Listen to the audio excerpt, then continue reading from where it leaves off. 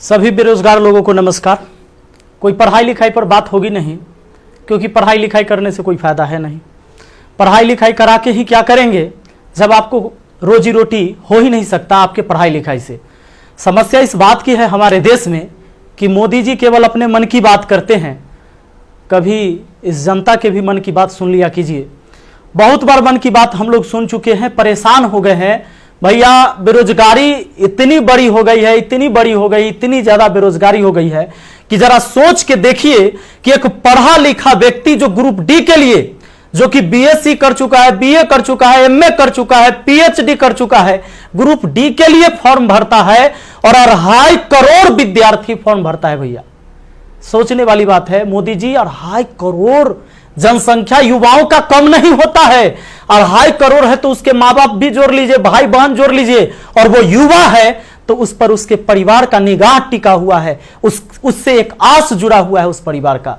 Please आपसे हाथ जोड़कर विनती है हमारी। अब कहिएगा कि अब पगला काहे गया है, लोग कहेंगे कुछ नेता लोग, देखो हमारा कोई पार्टी या पॉलिटिक्स से कोई मतलब नहीं है।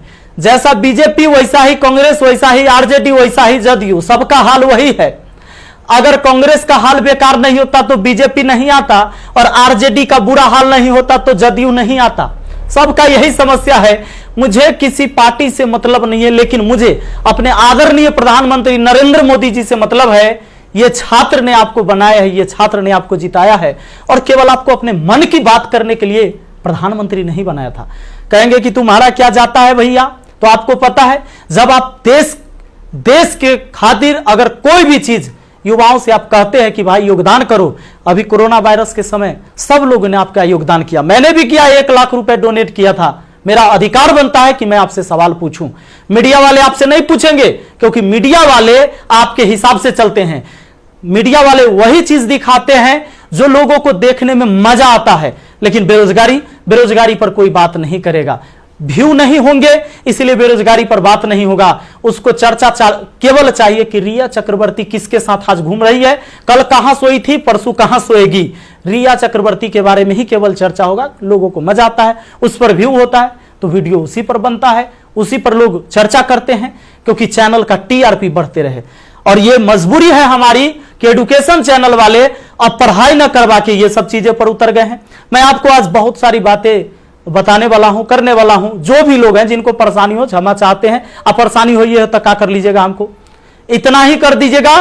कभी गोली मार देगा कोई तो याद रखिएगा, इतिहास जब लिखा जाएगा तो मरने वालों में लिखा जाएगा, भागने वाले और बिकने वालों में नहीं होगा। सीधी सी बात है। अब ये बेरोजगारी की आलम यह है भैया कि अब आपको बता देते हैं, पढ़े लिखे लोग 2.5 करोड़ स्टूडेंट जो रेलवे का फॉर्म भरता है, जिसमें 500 रुपए सरकार लेती है। इस तरह से टोटल 12.5 अरब होता है रुपया, यानी कि 12 अरब 50 करोड़। बात समझ में आ रहा है? हमें समझ में आ रहा है, क्योंकि मैथ का मैं टीचर हूं तो मुझे समझ में आता है। हमारा गांव में 5 रुपए ब्याज चलता है मोदी जी, 5 रुपए सैकड़ा महीना का ब्याज चलता है।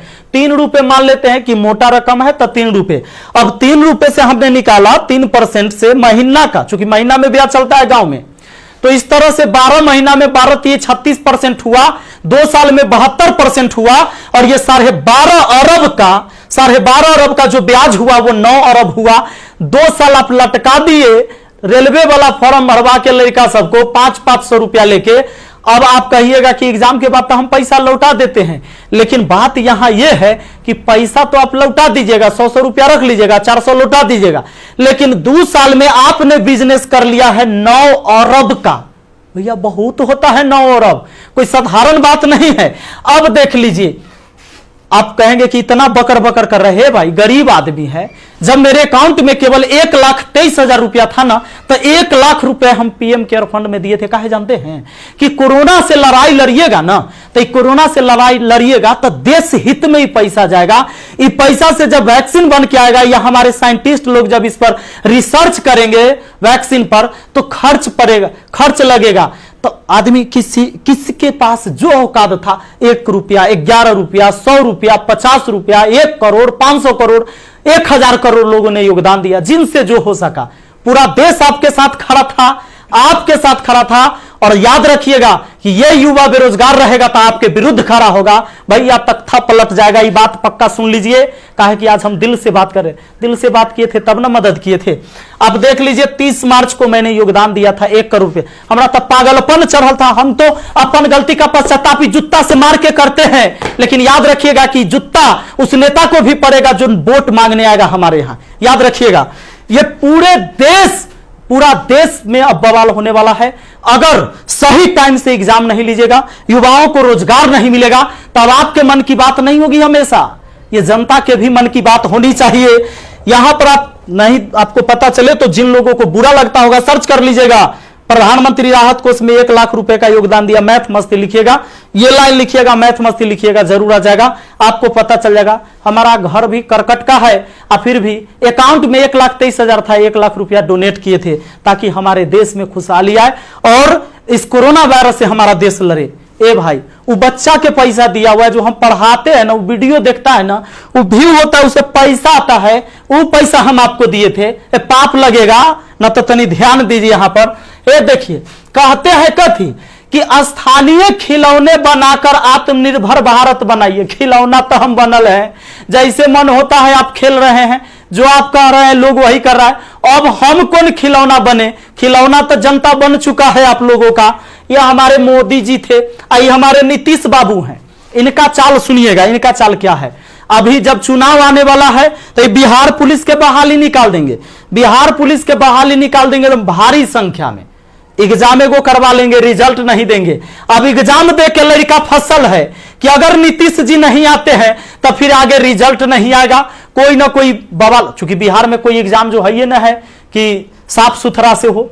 आप देख रहे हैं बिहार एसएससी का एग्जाम कितना साल में हुआ है, आदमी बूढ़ा गया, जवानी में दिया था एग्जाम और रिजल्ट आते थे बूढ़ा जाएगा।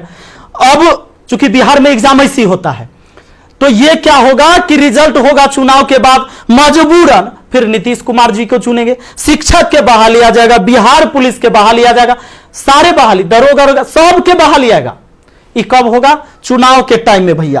तो नीतीश जी का जो ये था, इसमें इन्होंने कहा कि नल जल का रख रखाव करने के लिए वार्डों को 2-2 हजार रुपया मिलेगा। हे प्रभु, ये 2-2 हजार कहला दे रहे हैं, नल जल के दशा दिखा दें। 33,000 करोड़, 33,000 करोड़ रुपया आपने बिहार में नल जल पर खर्चा कर दिया। आज आपको असलियत हम दिखाते हैं, इस वीडियो में देखिएगा आप लोग जरूर। इस वीडियो को इतना शेयर करिएगा कि मुख्यमंत्री से लेकर प्रधानमंत्री तक पहुंचना चाहिए, बिल्कुल पहुंचना चाहिए कि हमारे जहां से हम हैं वहां की स्थिति आपको दिखा देते हैं कि नल जल का स्थिति क्या है। बेरोजगारी तो भैया आपने ऐसी पहुंचा दिया है यहां पर कि लोग अब कुछ करने लायक नहीं है। आप अगर आत्मनिर्भर बनाना था, खिलौना बनाना ही था, ये कहेला पढ़वा रहे हैं, शुरू से खिलौने बनवाते। कहेला 500-500 रुपया लेके फॉर्म भरवा लिए और 2 साल में 9 अरब आप ब्याज कमा लिए। प्रभु क्षमा कीजिए, प्रभु इस पर कोई उपाय कीजिए, वरना आपकी तख्ता पलट जाएगी। और सारे विद्यार्थी, जितने भी छात्र हैं, मैं आप सबसे अपील करता हूं, इस वीडियो को शेयर करिए, जितना ज्यादा शेयर हो। और सारे एजुकेशन चैनल वाले जितने भी हैं, चूंकि आपके मीडिया नहीं दिखाएगा, विद्यार्थी का दर्द कोई नहीं समझ पा रहा है, वो वही चीज दिखाएगा जो सरकार चाहती है। हमारे सारे भाई बंधु जितने भी वाईफाई स्टडी एग्जामपुर है, अभिनव शर्मा है, राकेश यादव सर है, जितने भी लोग हैं जो भी वीडियो बना रहे हैं बहुत अच्छा कर रहे हैं, सभी को हाथ जोड़कर तहे दिल से मैं धन्यवाद देना चाहूंगा। क्योंकि ये विद्यार्थी जो बेरोजगार है ना, उसी के वजह से हमारा रोजगार है, यही बात सच्चाई है। और इसीलिए हम इनके लिए लड़ेंगे, चाहे जो हो जाए। धरना प्रदर्शन होगा, पूरे देश में धरना प्रदर्शन होगा। और जहां ये 2.5 करोड़ विद्यार्थी सड़क पर उतर गया तो सुन लीजिए, ये बिहार से लेकर दिल्ली तक हिलेगा, ये बात निश्चित है। एक साथ हम हैं, सबके साथ हैं। सारे छात्र आंदोलन करने के लिए तैयार रहिए। एसएससी टाइम से एग्जाम नहीं लेती है। एक तो आप वैकेंसी ही कम निकालते हैं, अब वैकेंसी कम निकालते हैं तो जो निकालते हैं ओकर तक कम से कम एग्जाम ले लीजिए, सही से रिजल्ट ले लीजिए, सही से रिजल्ट दीजिए और एग्जाम सही से ले लीजिए, टाइम से ले लीजिए। एक शेड्यूल बना दीजिए, जैसे मैट्रिक का एग्जाम होता है, 12th का एग्जाम होता है कि इस महीने में होगा, इस महीने में रिजल्ट होगा। उसी तरह एसएससी का भी एग्जाम होना चाहिए, रेलवे का भी एग्जाम होना चाहिए। आपको जितने सीट पर लेना है, लेकिन इसका एक टाइम फिक्स होना चाहिए। कितने इस महीने में एग्जाम होगा, इस महीने में रिजल्ट आएगा, इस महीने तक ज्वाइनिंग होगा, ताकि अंधेरे में लोग ना जिए।